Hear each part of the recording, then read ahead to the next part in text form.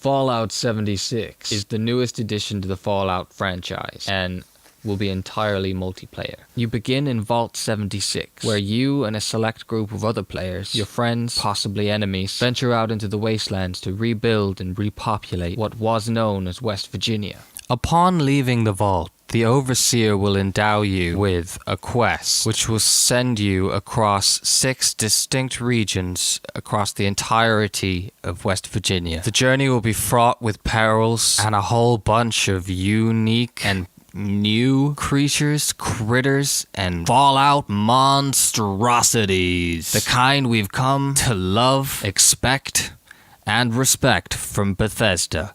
Like that guy, this thing, and whatever that is. Whilst Fallout 76 will be based entirely online, there will be avenues for solo players. Bethesda have stated that they would never, ever betray the solo gamer. So, PvP is a thing, and from the looks of it, quite a big thing. They seem to have added the element of other players activating your radar, though it does say hidden randomly quite quickly. But this guy seems to be able to be revived as well. So if you were in a team play situation, PvP, protecting your downed teammates and attempting to revive will be an element of strategy involved in the PvP. It is implied that in Fallout 76, there will be no NPCs. Aside from the monsters, the critters, the creatures that you'll be facing and clearing out for the future settlers of the wastelands, all of the other characters you will be interacting with will be other players. Now, I don't know how this is going to translate to raiders, for instance. Are there going to be NPC raiders, or are they fully going to be PvP instances of raiders? That is the only question I have really on that. So obviously one of the biggest and most important aspects of the new Fallout 76 game is the ability to build anywhere. So, with the addition of a mobile platform allowing you to construct anywhere in the wasteland, settlement building will really become a choice of where and it seems also when, for you will be subjected to constant attacks from wasteland creatures and possibly raiders. Don't quote me on that, but it does appear that there are some sort of raider-like additions like these guys here. They don't look like characters. They don't look like playable characters. Mostly it's gonna be big motherfucking things like that. So, yeah. you may just find that it's easier to pack up and move, which seems to be a theme that they've mentioned.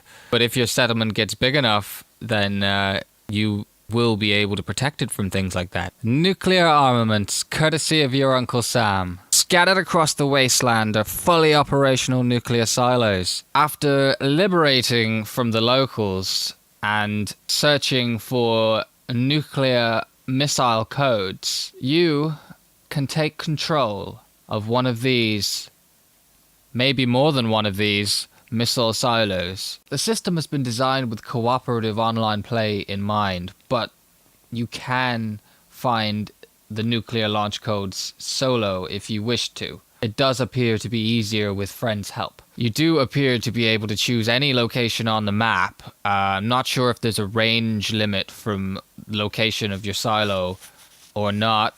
Boom.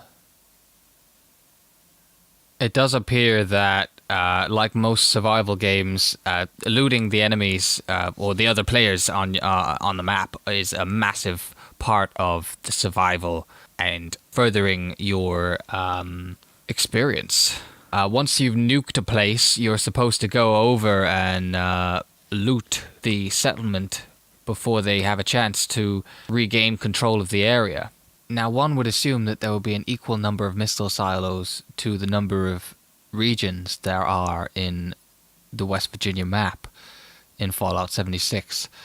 So one would assume there to be 6 individual silos available for use This is just an assumption, however, so don't quote me on it. But this map was briefly flashed up during the E3 reveal of the nuclear armament program in Fallout 76, and it appears to show the locations of 4 silos that are available for use, as well as the location of Vault 76 itself. Now, I can't guarantee that this is going to be the number of silos available, but these are the silos that were revealed in the snapshot of the nuclear reveal. So we can guarantee at least 4, and I've assumed 6, probably incorrectly. Okay, so I got both maps up for a side-by-side comparison, just to get some locations pinned on the map, you know. I can say that this would be the vault right here. So that's where you come out. And then, I mean, I assume that for the crazy PvP motherfuckers who are going to research this, they're immediately going to jump over here to this thing here, which, if we look at the secondary map, the nuke map appears to be the location of the nuke, and this section here would be the Savage Divide. This section here being the Cranberry Bog, I assume. This perhaps would be the next bunker in the Cranberry Bog.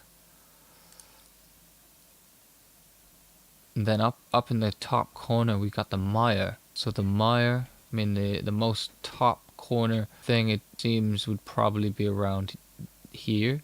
So this would be the silo for the mire. Then of course we have 2 within the Savage Divide itself. So if we were to go down directly down from this one, we would find this here. I'm not sure if it's, I mean, the scale's not quite matching, so one would assume that this here is the other silo. So the 4 silos that have been shown on the map are located pretty close together. This is probably for PvP purposes. I can kind of imagine that there's going to be a battle for this area as a sort of safer area away from the nukes, but you will have to take control of these in order to control this area. And there will most likely be a battle on the toxic area as well. There'll probably be the lower level players stuck in the toxic areas fighting over land, while the higher level players try and survive in the nicer ashy area. Meanwhile, these kind of outskirty areas are going to be just grabbing extra power for this side of the map. Whereas, you know, same for this side. It's going to be a power grab all the way over here, like both sides of the map trying to fight over these 2 nuclear silos and blowing each other up in the middle with destruction and fire and death, basically. I'm quite looking forward to it. Now that concludes my video.